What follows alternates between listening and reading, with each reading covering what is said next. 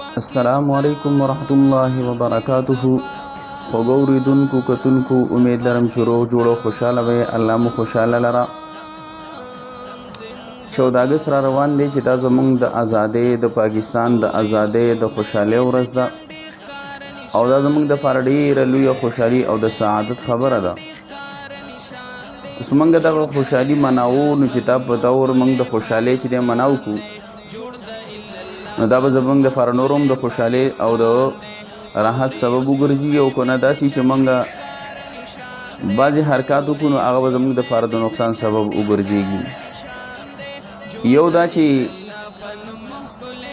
بعضې نوجوانان ورونه زموږ چې دی هغوی په دې کې بې احتیاطي وکړي، په موټرسایکلو باندې چې دی ډېر زیات تیز رفتاري وکړي او ون ویلینګ کوي نو د هغې د وجې نه اکسیډنټ شي او بیا چې دی دا خوشحالي د هغوی په غم باندې بدله شي. الله دې نه کړي داسې حالت دی، الله نه راولي. الله دې زموږ نوجوانان چې دي دغه حادثو نه محفوظ وساتي چې د خوشحالۍ ورځ ده چې دا د خوشحالۍ ورځ شي. خو احتیاط پکار دی چې څومره نوجوانان ورونه دي نو هغوی دپاره خصوصي دا پیغام دی چې د دغه څیزونو نه ځان وساتئ. دا د خوشحالۍ ورځ په ځان باندې او په خپل خاندان باندې مه په غم کوئ او که دې د وجې نه چې دی بیا خاندان په غم کې شي، په خپل هم په تکلیف کې شي، نیمګړي شي. لکه فروز کال زموږ دلته خوشه نوجوانانو ماشومانو هغوی اکسیډنټ وکړو، د یو پکې چې دی نو خپه ماته شوه، د بل هم خپه ماته شوه، یو چې د سترګه پکې ضایع شوله. نو دا ګوره څومره نقصان د 3 خاندانونو کورونو دپاره چې دی غم سبب او خوشحالي په غم بدله شوه. نو د دې شیزونو نه احتیاط چې دی او ځان ساتل پکار دي. او عزتمندو دویم چې دی دا کم نوجوانان او یا دا هلکان چې دي په دې ګاړو کې او راوتي او دا اخوا دې خوا کوي که نه نو اکثر چې دی ګاړو نه پرېوځي نو دا هم نقصان شي.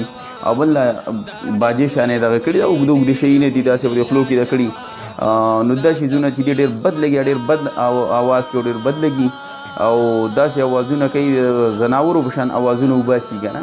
نو دا خو زموږ د خوشحالۍ موږ ته خو د پاکستان ازادي دا پیغام نه راکوي تاسو داسې وکړئ. دا زموږ دپاره یو پیغام دی خوشحالي.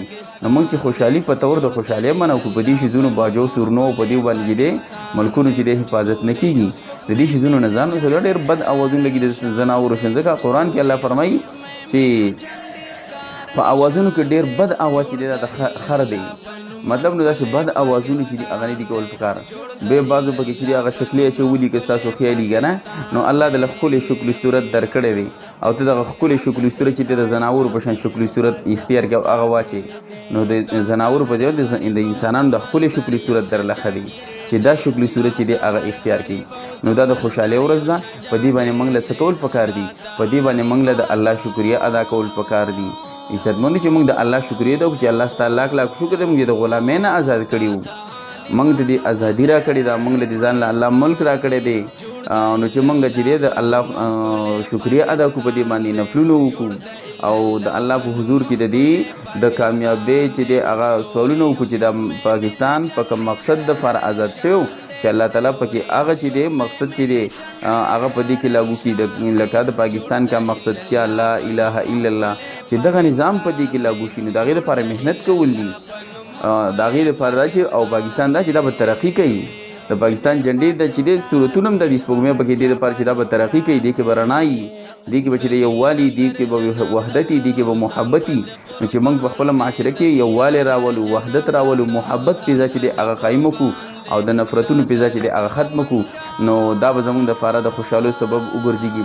نو خوږو اورېدونکو کتونکو دا ویډیو چې دا هغه ډېرې زیاته شیر کړي او دا د 14 اګست نه مخکې چې دی هغه ډېرې زیاته شیر کړي چې کم مسلمانان وروڼه خاص کر نوجوان طبقه دا وګوري او یو نوجوان چې دی هغه څه دا احساس لږ پیدا شي نو دا به زموږ دپاره ډېره د خیر سبب وګرځېږي.